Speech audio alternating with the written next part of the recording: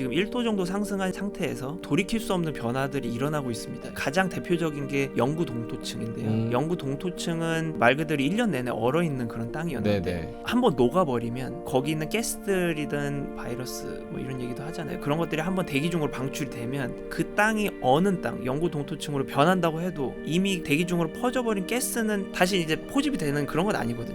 퍼져버리고 끝나는 거기 때문에 메탄이나 뭐 이런 것들 그런 것들을 돌이킬 수 없는 변화라고 얘기를 하는데 그럼 영구 동토층이 녹고 있느냐? 녹고 있습니다. 지금 돌이킬 수 없는 변화가 일어나고 있는 거죠. 자, 경제의 신들을 모셔서 그들의 깊은 인사이트를 들어보는 시간, 신과 대화입니다. 오늘은 저희가 출근길 라이브에서 한번 출연하셔서 이상기후와 그 여러 가지 영향들에 대해서 말씀을 해주셨지만 궁금증이 좀 남아있는 게 있어서 추가로 더 모셔봤습니다. 올 여름에 얼마나 더울지 슈퍼 엘니뇨에 대한 궁금증, 그리고 우린 3프로TV다 보니까 경제 영향에 대한 것들 좀 더 디테일하게 알아볼 텐데요. 함육은 전남대 해양학과 교수님 나오셨습니다. 어서 오세요. 네, 안녕하세요. 역시나 뭐 이상기후, 폭우 뭐 이런 거에 대한 이야기를 또 할 건데 그런 날씨에 대한 영향 때문에 또 KTX를 못 타고 오셨다는. 네, 오늘 새벽에 버스를 타고 왔습니다. KTX가 연착된다고 그래가지고. 아하, 이렇게 KTX 연착되고 이게 그냥 단적으로만 봐도 얼마나 우리 생활과 경제적인 그런 영향이, 악영향이 많겠습니까? 그래서 슈퍼 엘니뇨에 대한 이야기 좀 많이 하고 있는데 슈퍼 엘니뇨, 엘니뇨 이런 거를 구분을 명확하게 잘 모르시는 분들을 위해서 설명을 좀 해주신다면. 그러니까 엘니뇨의 정의는 열대 동태평양의 해수면 온도가 평소보다 올라가는 현상을 얘기를 합니다. 그래서 동태평양이라고 하면 열대 동태평양이죠. 브라질, 페루, 아르헨티나 이쪽을 말씀하시는 거죠? 그쪽에 해수면 온도가 올라가는 현상이고요.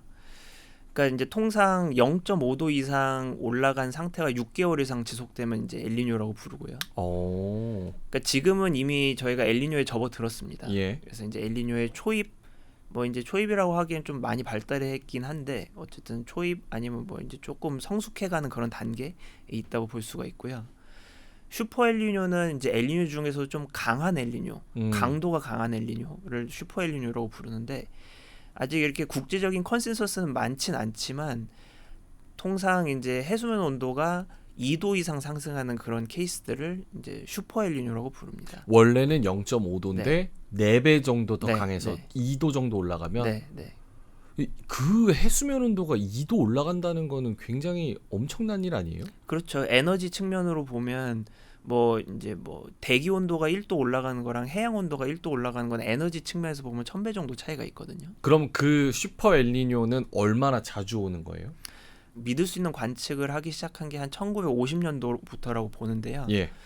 그 이후에 슈퍼 엘니뇨는 통상 3번, 4번 정도 이제 발생했다고 얘기를 합니다. 그러니까 발생을 했던 케이스들은 82년, 83년 이제 저희가 항상 이제 엘니뇨가 겨울철에 항상 그 최절정기를 맞기 때문에 항상 그 해가 넘어가면서 정의를 하거든요. 그러니까 예를 들어서 82, 83 엘니뇨다 그러면 82년 겨울, 그러니까 예를 들어 82년 12월, 뭐 11월, 12월, 83년 1월, 2월 이렇게 해가지고 엘니뇨가 최절정기를 맞기 때문에 이제 항상 이제 82, 83 이렇게 해를 이렇게 두 개를 찝어가지고 이제 엘니뇨를 정의를 해요. 뭐 코로나 19 이런 식으로 연도를 붙이는군요.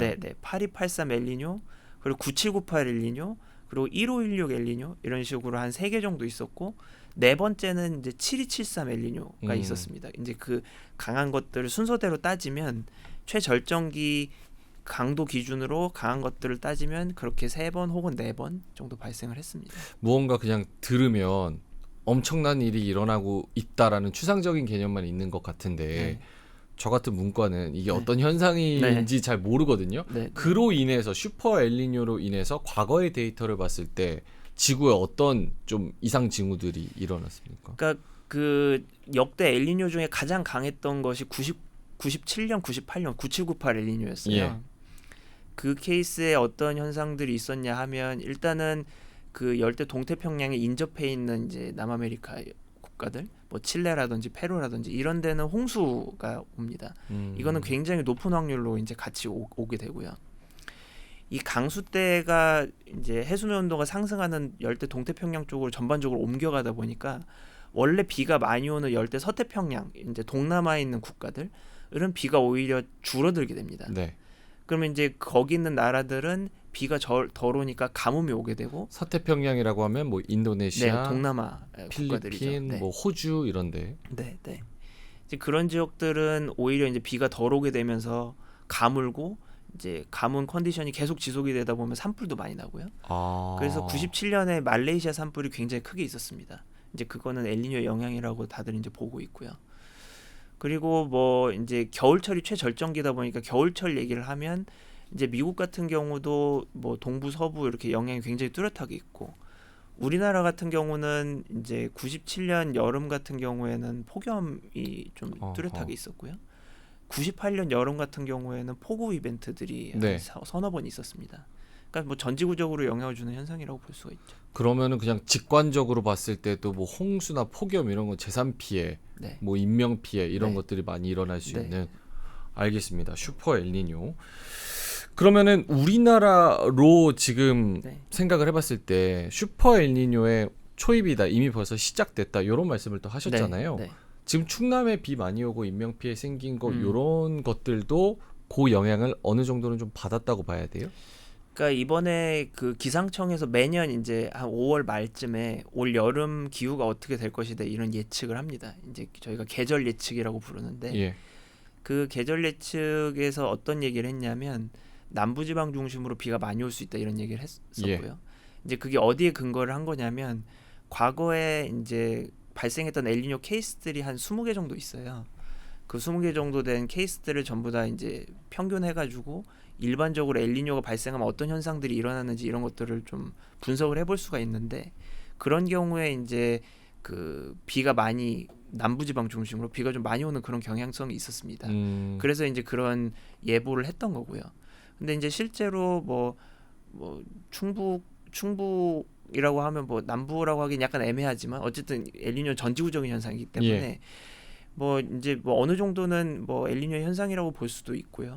예, 영향이 있었다고 볼 수 있죠. 뭔가 무 자르듯이 팍 잘라서 이게 뭐 몇 퍼센트 엘니뇨 때문에 그렇다 이렇게 말할 수는 없는 거고. 할 수는 있는데요. 그거는 시간이 좀 필요합니다. 저희가 이제 여러 분석을 하고 또 이제 가용한 뭐 툴들을 이용해서 또 실험도 해보고 이렇게 해야 되기 때문에 예. 지금 그렇게 퍼센트까지 얘기해서 얘기하기는 어렵지만 영향이 아마 분명히 있었을 것 같습니다. 그러면 지금 엘니뇨가 여름에는 우리가 벌써 이미 피해를 보고 있는데 네. 우리나라 입장으로서는 겨울에는 그럼 엘니뇨 걱정을 안 해도 됩니까? 반은 맞고 반은 틀린데요. 네. 일단 모든 엘니뇨는 겨울철에 최절정기를 맞습니다.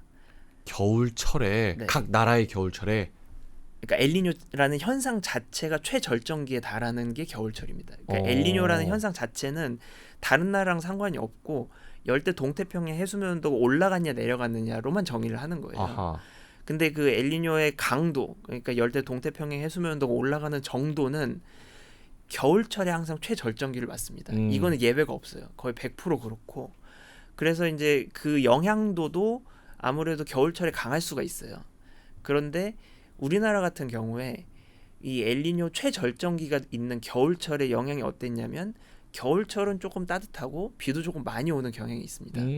근데 이제 겨울철을 생각해 보면 온도가 조금 올라가는 것이 피해라고 얘기하기는 조금 힘들죠. 네. 물론 이제 추워야 되는데 못 추우니까 뭐 그런 데서 오는 피해는 있을 수는 있습니다만은 일단은 뭐 추운데 한파가 오면 저희가 그거를 직접적으로 피해라고 할 수가 있는데 겨울철에 조금 온도가 올라가는 그런 영향이 있기 때문에 엘니뇨가 최절정기에 달하는 올 겨울철에 뭐 이렇게 피해가 크다 이렇게 얘기하기는 조금 어렵지 않나 이렇게 약간 생각하고요. 생태계의 변화는 좀 있을 수 있겠네요. 네. 뭐 겨울에 굉장히 추워야 되는데 온도가 그쵸. 올라가서 무언가 바뀌는 네. 그런 현상들은 네. 해석할 수 있는데 이번에 그 러시아 우크라이나 전쟁 났을 때 네.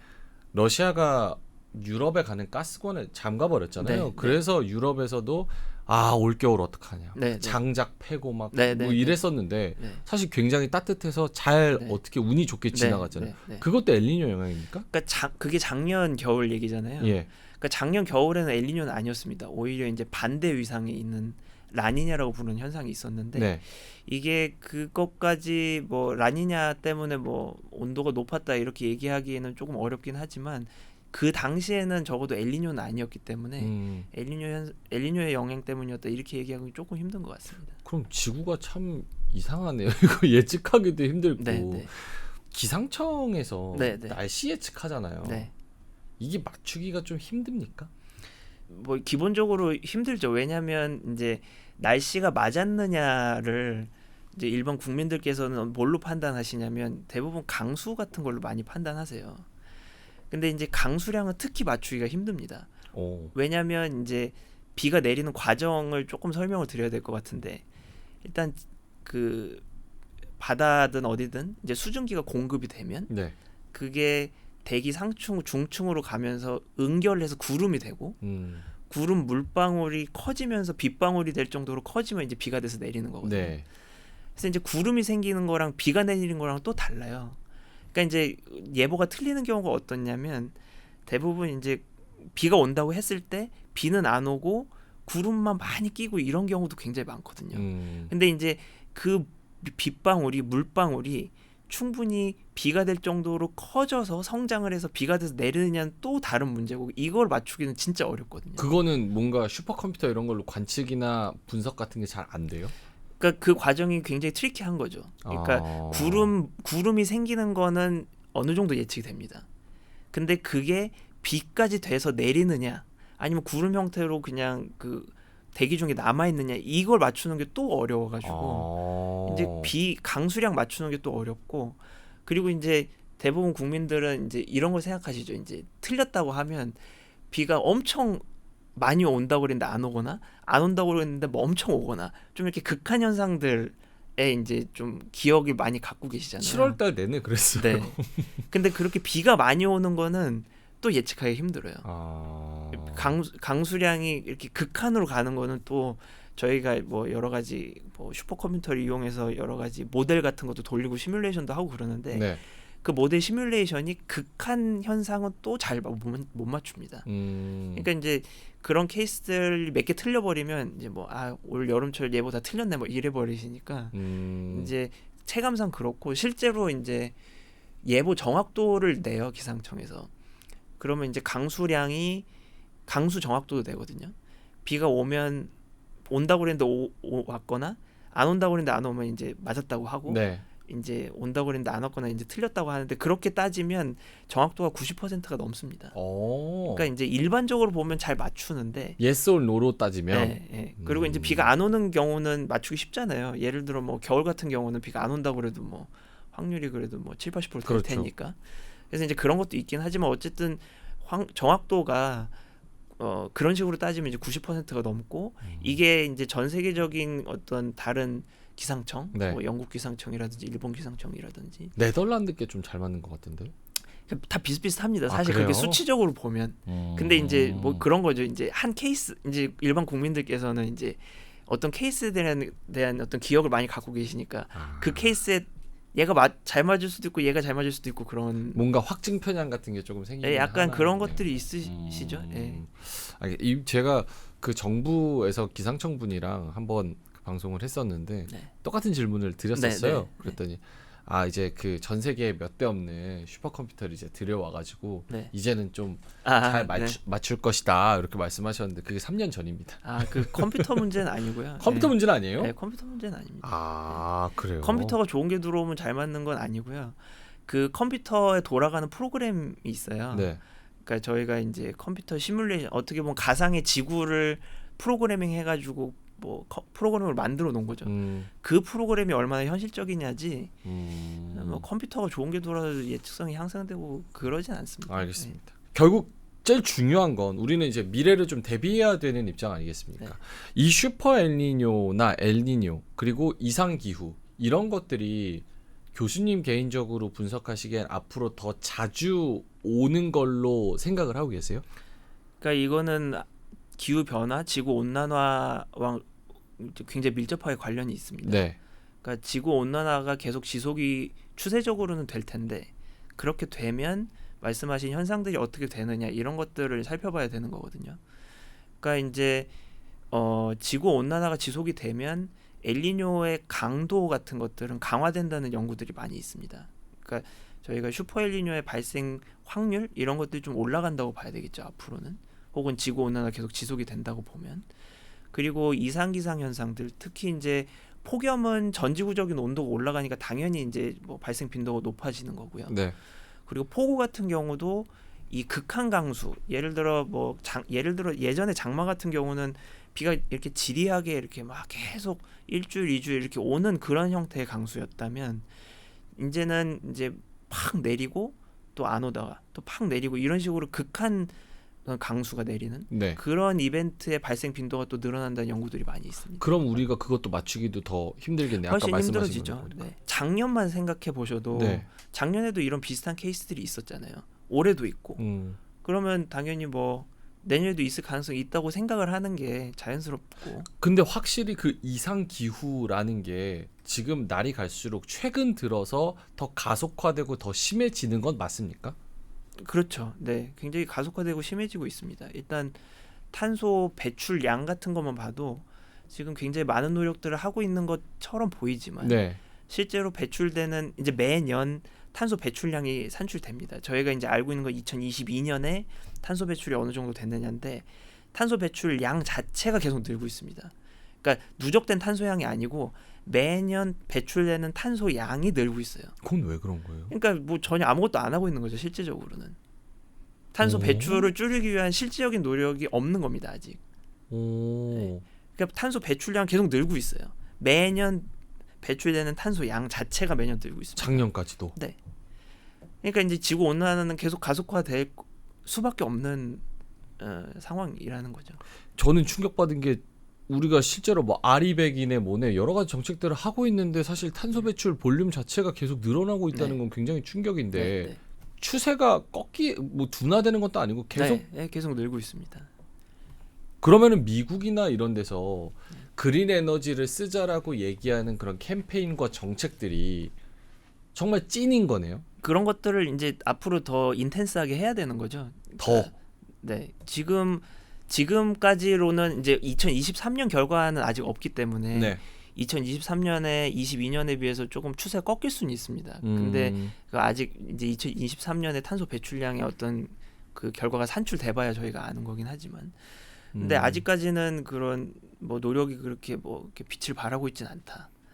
뭐 정책적인 것들이 이제 뭐 선행이 돼가지고 결정이 되면 이제 실질적인 것들이 따라올 수는 있지만 아직까지 그런 것들이 크게 영향을 긍정적인 방향으로 주고 있지는 못하다.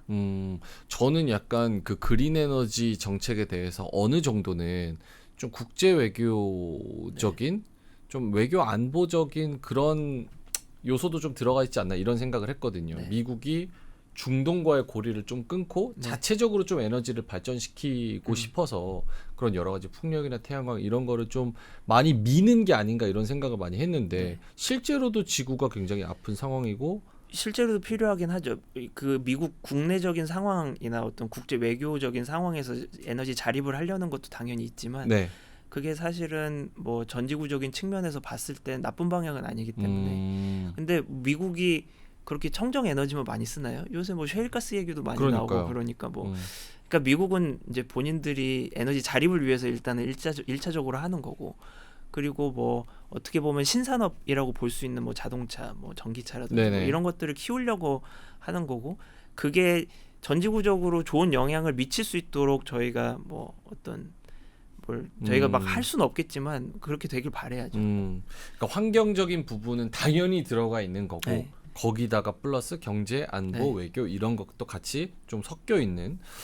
알겠습니다. 그러면 요 슈퍼 엘니뇨를 좀 예측하거나 그럴 수는 없나요? 그러니까 엘니뇨를 예측하는 모델들이 상당히 많이 있습니다. 그러니까 전지구적으로 예를 들어 우리나라만 해도 기상청에서도 엘니뇨 예측을 하고요. 그리고 뭐 각 국가들 미국, 일본, 프랑스, 호주 각각 가지고 있는 그 예측 모델이 있고 그 예측 모델에서 엘니뇨 예측도 같이 할 수 있기 때문에 그 엘니뇨 예측을 생산하는 기관들 전 세계적으로 30개가 넘습니다. 그래서 엘니뇨는 어떻게 보면 전지구적인 현상이다 보니까 다들 이제 관심을 가지고 예측을 하고요. 그 엘니뇨를 예측하는 기법 같은 것들은 뭐 이제 기존에 해왔던 것들은 아까 설명드린 것처럼 이제 가상의 지구 프로그램을 만드는 거죠. 네. 가상의 지구를 프로그램 해가지고 시뮬레이션. 예, 시뮬레이션 하는 거죠. 이제 그런 걸 기반해서 많이 하고 있고요. 근데 이제 저희 팀에서는 그 최근에 이슈 많이 되고 있는 딥러닝을 이용을 해서 이제 엘니뇨를 예측할 수 있는 모델을 개발해서 뭐 완전히 현업까지는 아닌데 이제 준현업으로 운용을 하고 있습니다. 그거는 과거 데이터까지 다 놔서 딥러닝으로 하는 거예요? 네. 그거 혹시 가져오신 거 있으면 볼 수 있을까요? 네, 여기가 이제 이 슬라이드가 네. 그 올 겨울 엘니뇨 예측 결과거든요. 보시면 이제 검은색으로 돼 있는 부분, 요 부분은 이제 관측입니다. 네. 여지껏 이런 발달해온 그 양상을 보여주고 있는 거고, 요 지수가 이제 0.5를 넘으면 엘니뇨라고 부르고, 마이너스 0.5보다 작으면 이제 엘니뇨 반대 위상의 라니냐라고 부르는데요. 아, 저게 지금 해수면 온도입니까? 네, 열대 동태평양 해수면 온도 평균해 놓은 겁니다. 지역 평균. 그래서 검은색은 여지껏 일어난 이제 팩트라고 보시면 되고, 빨간색이 저희 그 딥러닝 모형 기반에서 예측한 예측 결과입니다. 그래서 이 빨간색 선을 보시면 되는데, 이 올 겨울이 여기거든요. 이 시기. 우와. 2024 보시면 이제 최절정기에 다다르는데 강도가 이건 예측입니다. 뭐 이제 팩트는 아닐 수도 있는데 이제 올 겨울에 2.5도까지 올라간다. 이제 2도는 넘을 수도 있다. 이제 이런 예측 결과를 내고 있죠. 밑에 그 JFM, MAM 요거 헷갈리시는 분들이 계실 것 같아서 밑에 그거는 1분기. 그러니까 JFM은 1, 2, 3월. 1, 2, 3월. 네, 1분기. 요거는 3, 4, 5월이고요. 얘는 3, 4, 5월. 세 달씩 평균하면서 이제 그 추이를 보는 거죠. 그래서 NDJ는 11월, 12월 그리고 그 다음에 1월. 이렇게 세 달 평균을 한 겁니다. 근데 지금 CNN에서 예측하는 거는 이 CNN이 저희 딥러닝 모형 이름을 저희가 이제 이름을 붙인 거고요. 고 CNN은 아니고요. 저는 죄송합니다. 그래프가 너무 예쁘게 생겨서 CNN 거를 자료를 가져오셔서 비교하는 이게 저희가 만든 거고요. 저희 모형이 만드신 겁니다. 이 뉴럴 네트워크이란 말 들어보셨을 텐데 그게 이제 NN이고요. 이제 C가 이제 컨볼루션이라고 그래서 합성곱 신경망 뭐 이런 기법을 딥러닝 기법 중에 고기법을 썼다 해서 저희가 이제 저희끼리는 이렇게 부릅니다.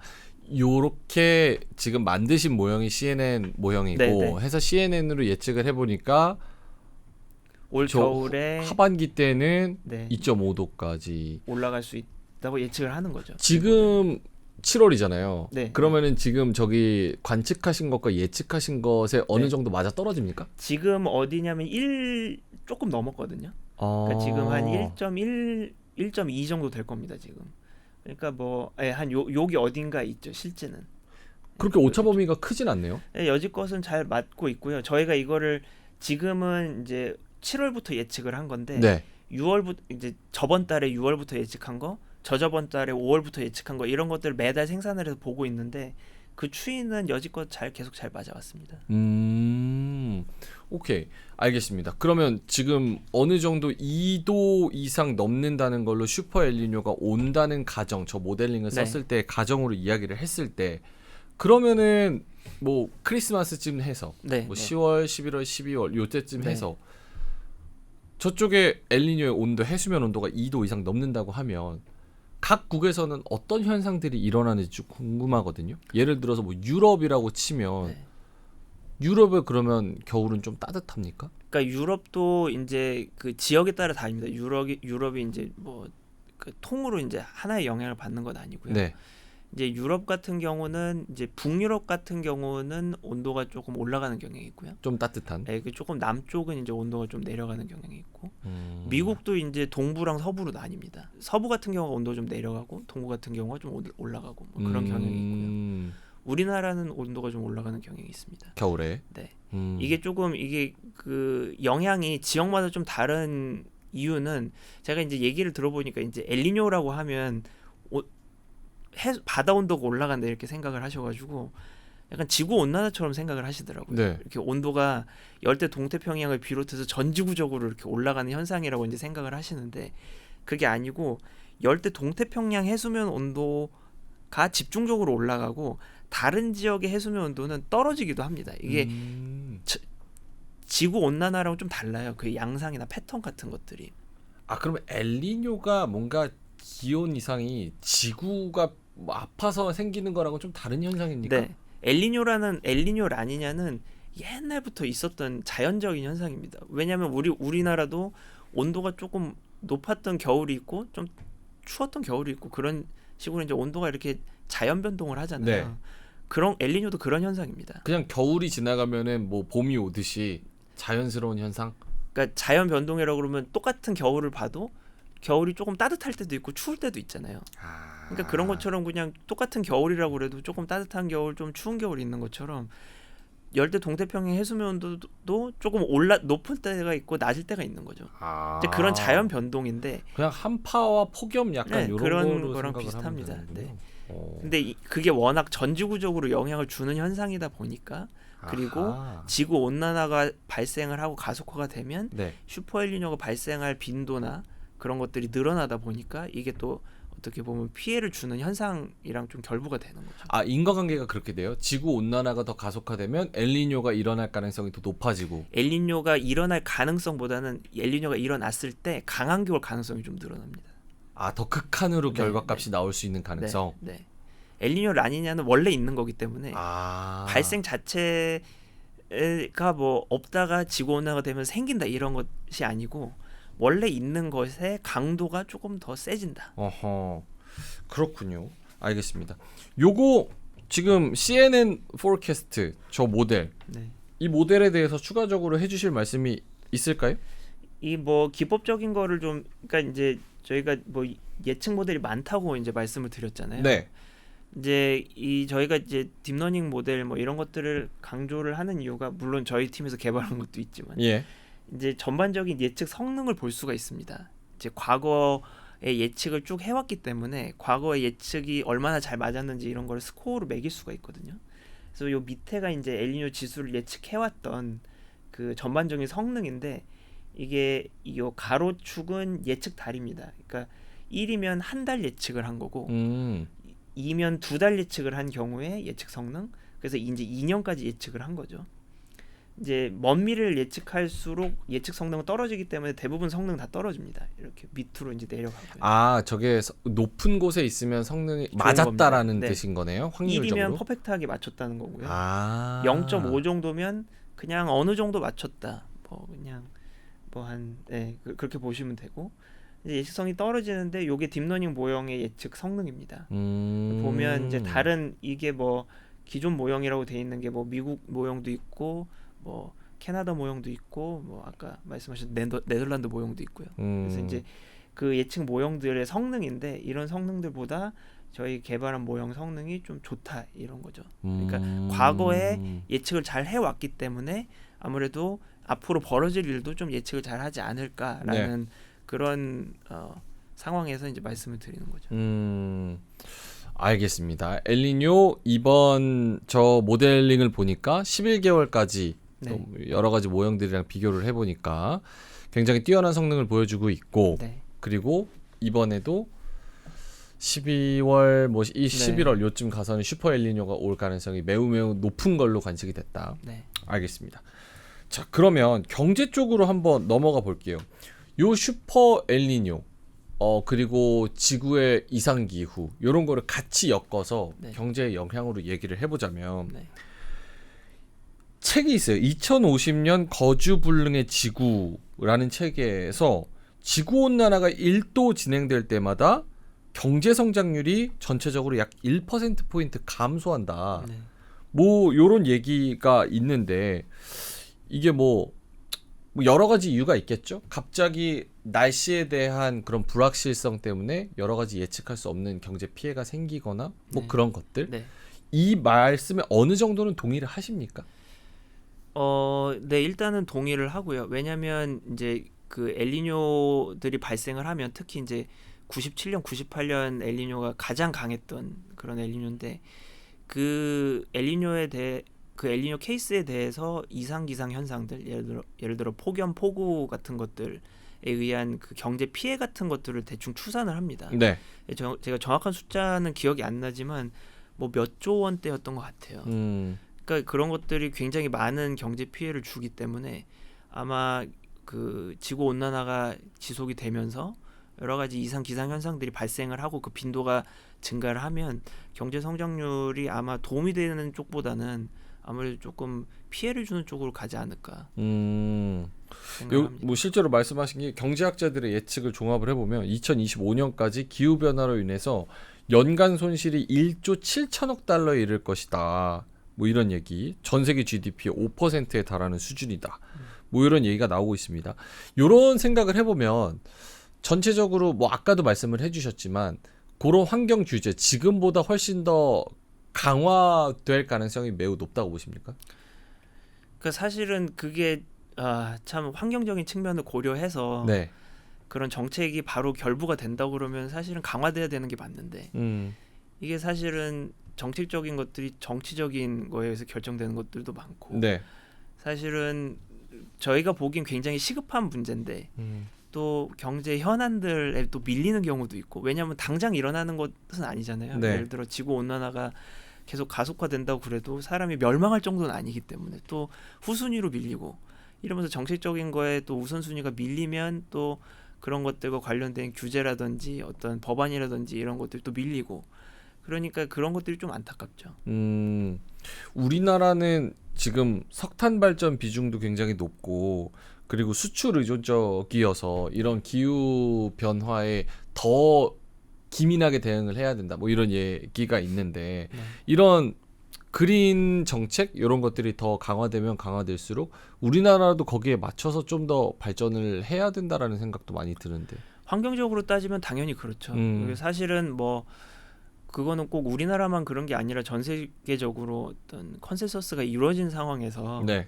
그런 어떤 행동들을 해야 되는 거라고 생각을 하고요. 근데 이제 이런 것들이 사실은 우리나라도 2050년 탄소 중립을 이루겠다. 2050년. 그래서 뭐 2050년 탄소 중립 이런 것들이 굉장히 큰 아젠다가 돼서 네. 요새 탄소 중립을 실현하기 위해서 우리가 뭘 해야 되는가 이런 것들이 뭐 굉장히 많은 논의가 이루어지고 있습니다. 뭐 그런 걸로 알고 있고요. 근데 이게 어떻게 보면 25년 뒤잖아요. 네. 그러니까 이거를 얼마나 사람들이 시급하게 보는지 잘 모르겠어요. 2050년이라고 그러면 이렇게 생각할 수도 있거든요. 한 2040년부터 해도 되는 거 아닌가. 근데 사실은 그렇게 사람이 혹은 어떤 산업 체계가 급히 바뀔 수 있는 것들은 아니기 때문에 그렇죠. 사실은 저희가 봤을 때는 굉장히 지금부터 해도 좀 힘들지 않을까 이렇게 보고 있거든요. 근데 그런 게 우선순위 아무래도 뭐 20년, 30년 뒤 얘기다 보니까 네. 우선순위에서 조금 밀리는 것 같아서 그게 좀 걱정입니다. 우리나라도 역시나 이제 뭐 반도체나 이런 거를 뭐 저기 수출하거나 할 때 사실 지금 뭐 탄소 국경세 뭐 그런 얘기도 하잖아요. 네. 유럽에서 특히 이제 그런 것도 신경 많이 네, 쓰죠. 거기에 따른 반도체 추가 비용도 많이 계산을 해서 앞으로 미래의 가치를 좀 이렇게 땡긴다라는 얘기를 하는데 그런 것도 우리가 좀 많이 생각을 해야 될 것 같아요. 네, 그렇죠. 네, 경제 측면에서 봤을 때 최근에 이제 우크라이나 러시아 전쟁 나면서 곡물, 농축산 뭐 이런 거 관련해서도 비용이 한번 또 올라가고 이게 엘니뇨랑 이상 기후에도 확실히 영향이 좀 많이 있습니까? 그 이제 생산량, 곡물 생산량인데 이 엘니뇨 일단 우리나라 얘기를 먼저 드리면 이제 엘니뇨와 우리나라 쌀 생산량 같은 것의 관련성은 그렇게 크진 않습니다. 그러니까 무슨 말씀이냐면 엘니뇨라고 해서 무조건 쌀 생산량이 줄어들고 그러진 않고요. 오히려 늘었던 경우도 많이 있고요. 97년, 98년 엘니뇨 아까 기록적이라고 말씀드렸던 그 엘니뇨 같은 경우에도 오히려 쌀 생산량은 더 높았습니다.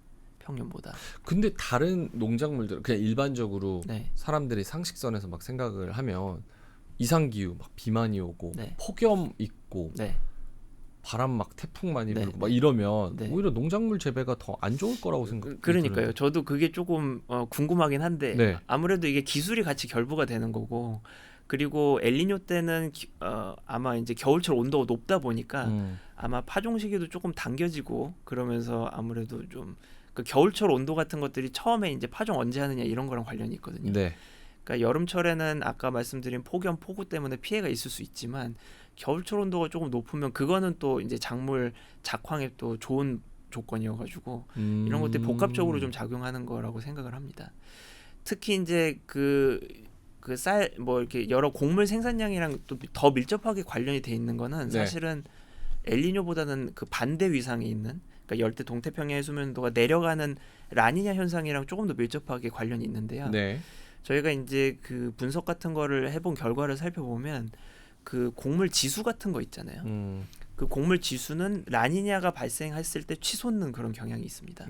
오히려 엘니뇨 때는 곡물 가격 그 지수 같은 것들은 오히려 조금 내려가거나 이런 좀 안정화되는 그런 경향이 있고, 오히려 라니냐 때 그 곡물 가격 지수 같은 것들이 이제 뭐 폭등을 하는 그런 어떻게 보면 곡물 지수, 이제 경제적인 것들 좀 생각을 해보면 곡물과 관련된 경제 지수들 같은 거는 엘니뇨보다는 라니냐에 좀 밀접하게 관련이 있죠. 슈퍼 라니냐는 없어요?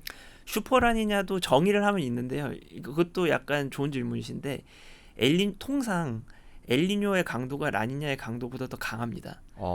그러니까 슈퍼 라니냐는 그렇게 빈번하진 않고요. 반면에 이제 라니냐는 뭐가 이슈냐면 엘니뇨는 한 번, 그러니까 올 여름에 이제 발생을 하면 내년 여름에는 대부분 사그라듭니다. 근데 라니냐는 어떤 특징이 있냐면 이게 1년 지속되고 끝나는 경우도 있지만 2년 지속되는 경우도 있고 3년 지속되는 경우도 있어요.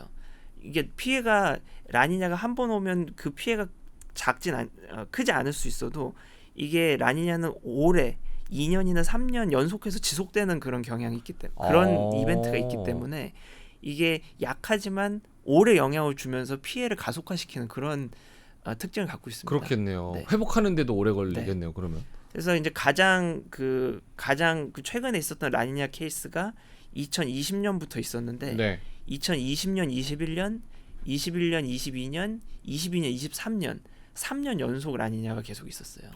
이게 이런 케이스가 3년 연속 있었던 거는 굉장히 뭐 드문 케이스긴 하지만 2년 연속 있었던 케이스도 상당히 자주 있었고요. 그렇기 때문에 라니냐는 한 번 오는 게 강하게 오는 것보다는 이제 강한 강도보다는 이제 얼마나 오래 지속되냐 이런 것들이 피해 정도를 좀 키울 수 있는 그런 요소가 됩니다. 그 뭐 미국에서 막 태풍 오고 우리나라 막 뭐 다 날아가고 막 이런 거는 엘니뇨 라니냐 영향이 좀 있어요? 그러니까 미국 같은 경우에 미국 허리케인 같은 경우에 엘니뇨 직접적인 영향이라고 보기는 어려운데요. 이제 엘니뇨가 전지구적으로 영향을 주다 보니까 열대 대서양 해수면 온도도 상승시키는 경향이 있거든요.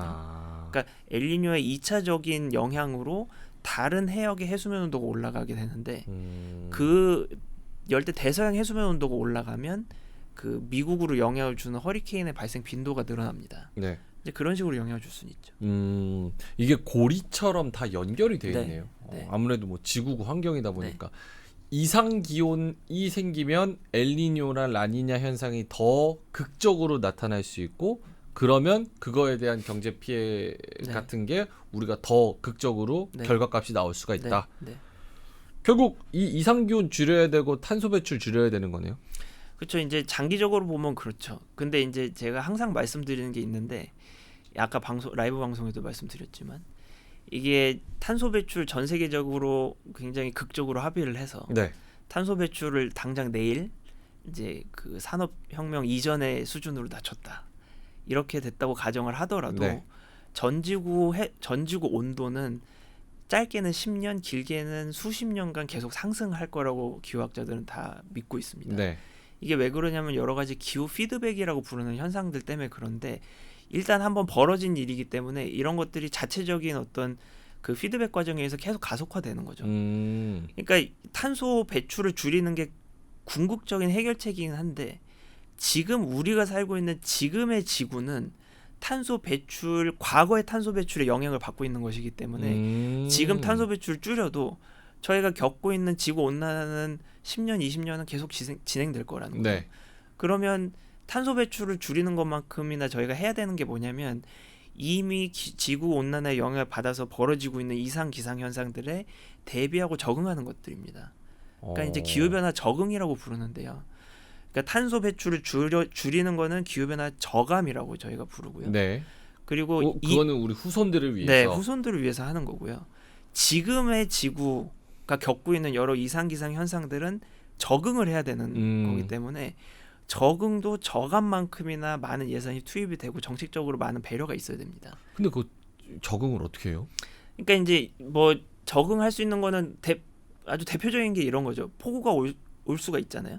폭우의 발생 빈도가 높기 때문에 폭우에 대비하는 여러 예산들이 편성이 되는 거죠. 예를 들어 뭐 차단막 같은 거에 예산이 더 편성이 된다든지 아니면 배수로를 조금 넓게 한다든지 이제 이런 것들이 아마 이제 적응의 굉장히 대표적인 어떤 노력이 돼야 되지 않나. 뭐 에어컨 틀거나 뭐 히터 틀거나 이런 부분에 있어서는 뭐 친환경적인 에너지를 더 많이 설치한다거나 네. 이런 식으로. 네, 네. 알겠습니다. 저감과 적응을 같이 해야 네. 된다는 거. 요거는 그냥 개인적으로 궁금해서 그런 건데 트럼프 전 대통령의 네. 주장은 네. 사실은 이게 지구온난화가 진행되는 게 아니다. 네. 그러니까 우리 뭐 인류가 요거를 관측한 지도 얼마 안 됐고 네. 네. 네. 실질적으로 봤을 때 지구가 이제 사이클이 있는데 네. 네. 거기서 온도 상승의 사이클에 놓여져 있는 것뿐이지 우리가 탄소 막 많이 쓴다 그래가지고 요거는 에너지 기업들의 패권 싸움에 있는 얘기인 거지 실제로는 글로벌 워밍 같은 거는 네. 지구온난화는 없다. 네. 비과학적이다. 네. 네. 이런 얘기를 하는데 네. 교수님의 생각은 어떠신지? 그렇게 말하는 게 비과학적이죠. 사실은 과학자들 얘기를 전혀 안 듣는 거고. 그러니까 사실 이산화탄소 농도도 그렇고 이제 관측하기 시작한 지 이제 전 지구 온도도 그렇고 관측을 인텐스하게 하기 시작한 건 80년대부터고요. 80년대부터 얼마 안 됐네요. 네. 근데 이제 관측이 존재했던 것들 이제 지점 관측을 했던 거는 1800년 후반, 1900년 초반부터 있었고요. 이제 전지구적으로 이제 세세한 모니터링을 하기 시작한 게 1980년대 이후라고 말씀드린 거고. 네. 관측이 이렇게 누적돼서 존재했던 것들은 특정 지점에 대해서 그런 것들은 1900년대 초반, 1800년대 후반 이렇게 말씀을 드릴 수가 있을 것 같은데 그런 지역들의 온도가 물론 이렇게 자연 변동이라고 부르는 게 있죠. 네. 아까 말씀드렸던 것처럼 뭐 온도가 뭐 이렇게 계속 이렇게 올라가는 건 아니잖아요. 자연 변동이기 때문에 이렇게 하면서 올라가죠. 근데 이 자연 변동 폭과 이 추세가 올라간 걸 보면 확실히 추세가 이 왔다 갔다 하는 자연 변동을 뚫고 올라가는 게 보입니다, 사실. 그러니까 사실은 지구 온난화가 그냥 자연 변동의 일부라고 말하는 것 자체가 네. 비과학적이라고 할 수가 있고요. 지금은 2000년대 초반까지도 기후학자들이 반신반의하긴 했어요. 2000년대 초반까지. 근데 지금 20년이 더 지나서 보니까 이거는 뭐 거의 팩트라고 보고 있는 거고요. 그 지금도 이제 그 학자들한테 이제 설문조사 같은 걸 하면 이제 비슷한 설문조사를 합니다. 지금은 너무 이제 진부해서 안 하는데 이제 뭐 과거 몇 년 전만 해도 그런 것들을 조사를 했죠. 지구 온난화가 실제 있는 거라고 믿느냐. 근데 뭐 지금은 뭐 거의 100%라고 보고 있을 것 같고요. 뭐 몇 년 전에 했던 것들 제가 기억이 나는데 그것도 90% 이상이 뭐 객관적으로 이제 지구 온난화 일어나고 있는 현상이다. 이렇게 얘기를 하죠. 그래서 지금 그렇게 얘기하는 거는 정말 뭘 잘 모르고 그냥 하는 소리. 혹은 어떤 의도를 가지고 하는 얘기라고 밖에 볼 수가 없습니다. 트럼프는 역시나 이제 석탄 쪽 의도가 있었던 거죠, 그냥. 그렇군요.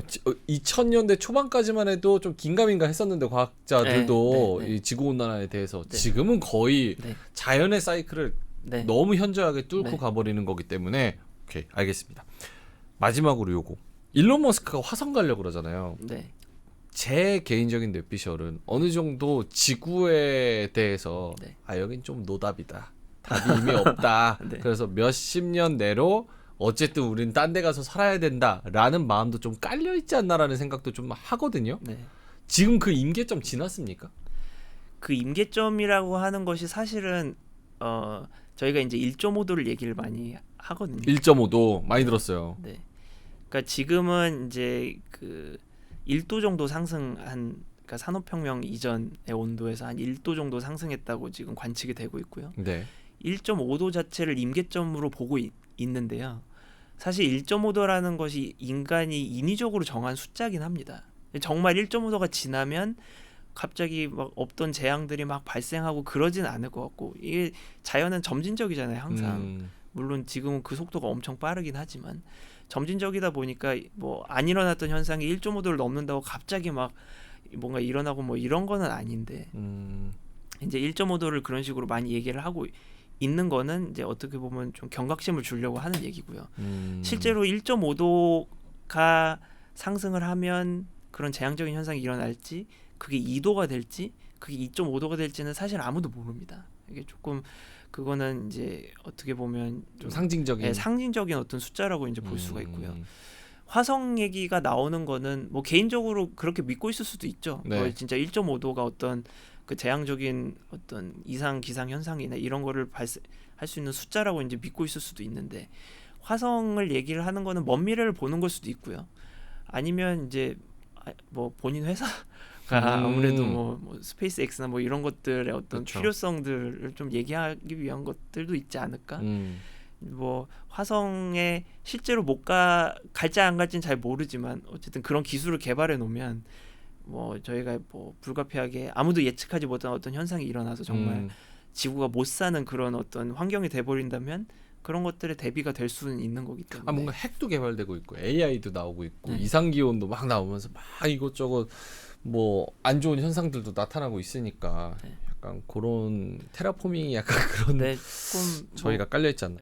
삼성전자는 어느 사업부가 가장 돈을 많이 벌까요? 여기서 확인해보세요. 3프로TV 데이터 센터. 지금 탄소 배출 줄이는 거 극적으로 줄이는 게 굉장히 시급한 과제고 우리가 더 적극적으로 해야 된다라고 말씀하실 만큼 지금 요 위험한 임계점을 넘어가고 있는 추세입니까? 어때요? 그러니까 거의 아예 넘어갔어요? 아니면은 아직은 답이 있습니까? 그러니까 그 추세가 뭐가 중요하냐면 돌이킬 수 없는 변화가 일어나느냐의 여부가 굉장히 중요하거든요. 그게 1.5도로 상징적으로 좀 정한 상징적으로 거죠? 1.5도인데 지금 1도 정도 상승한 상태에서 그런 돌이킬 수 없는 변화들이 일어나고 있습니다. 이게 가장 대표적인 게 영구 동토층인데요. 영구 동토층은 이제 말 그대로 1년 내내 얼어 있는 그런 땅이었는데 이게 이제 한번 녹아버리면 그래서 거기 있는 가스들이든 여러 가지 뭐 바이러스 뭐 이런 얘기도 하잖아요. 그런 것들이 한번 대기 중으로 방출이 되면 이거는 다시 그 땅이 어는 땅, 영구 동토층으로 변한다고 해도 이미 그 대기 중으로 퍼져버린 가스는 이제 대기 중으로 다시 이제 포집이 되는 그런 건 아니거든요. 퍼져버리고 끝나는 거기 때문에 메탄이나 뭐 이런 것들. 네, 그렇죠. 그러니까 이제 그런 것들을 돌이킬 수 없는 변화라고 얘기를 하는데 그럼 영구 동토층이 녹고 있느냐? 녹고 있습니다 지금. 그러니까 돌이킬 수 없는 변화가 일어나고 있는 거죠. 근데 지금은 이제 녹기 시작했네 수준이라면 1.5도가 되면 굉장히 많은 양이 녹아 있을 거다라고 이제 예상을 하고 있는 거죠. 그 지금 산업혁명 이후에 1도 올랐다고 말씀하셨잖아요.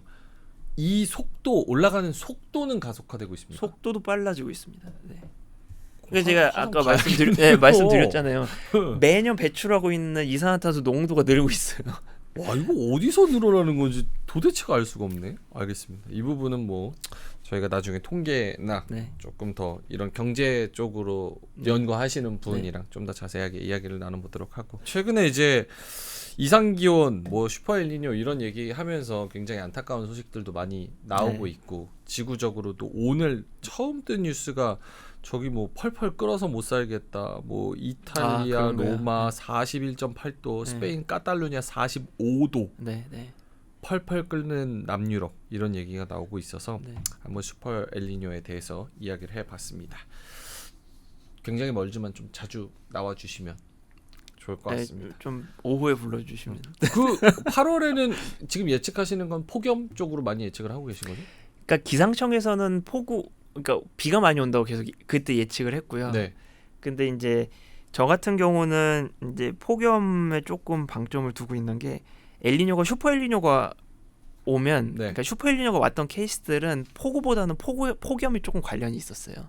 그러니까 보통의 엘니뇨들, 그러니까 통상적으로 엘니뇨의 관련성, 그러니까 엘니뇨가 여지껏 발생했던 거 다 평균해서 보면 한반도 강수가 증가하는 경향이 있습니다. 근데 슈퍼 엘니뇨가 발생했던 거 몇 개만 뽑아서 보면 폭우가 왔던 거는 하나밖에 없고 두세 개는 아까 이제 슈퍼 엘니뇨가 4개 정도라고 그랬는데 하나 정도는 폭우가 왔고 3개 정도는 폭우 시그널은 별로 없었어요. 예.